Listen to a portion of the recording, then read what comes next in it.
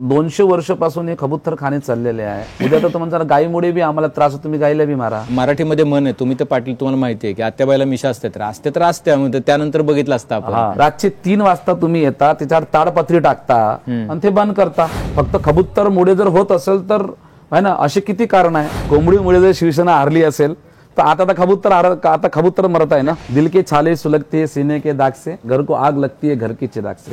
मुझे बदनाम करने वाला कोई बाहर से कोई हिंदू नहीं आएगा, वो मेरा कोई जैन व्यक्ति है जो मुझे काटने आएगा.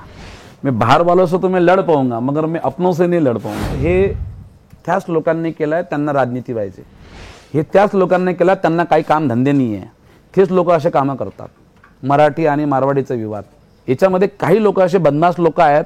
आता हे राजनीती आली ना, बस चालू आहे मराठी मराठी मराठी मराठी. मी राजसाहेबांना पण म्हटलंय, जो व्यक्ती मराठी भाषेचा अपमान करेल त्याला तुम्ही ठोका. मराठी माणसाला मराठी माणसाच्याच भूमीमध्ये केवळ तो मांसाहार करतो म्हणून राहून न दिलं जाणं. पण ताई गोष्ट सांगा, हा मराठी आणि मारवाडीचा वाद मी पहिली सांगितलं, हा राजसाहेब ठाकरे मजबूत करू शकते, दुसरा कोणताही नेता करू शकत नाही. प्रत्येक माणसावर तुम्ही करुणा करा. हे छत्रपती शिवाजी महाराज, कोई म्हणते तो जितेंद्र आव्हाड म्हणते छत्रपती शिवाजी महाराज मांस खात होते, त्यांना बघितलं आहे का ते? ऐका, आता लालबागचं उदाहरण दिलं होतं तर ह्याला लँड जिहाद नाही का म्हणता येणार?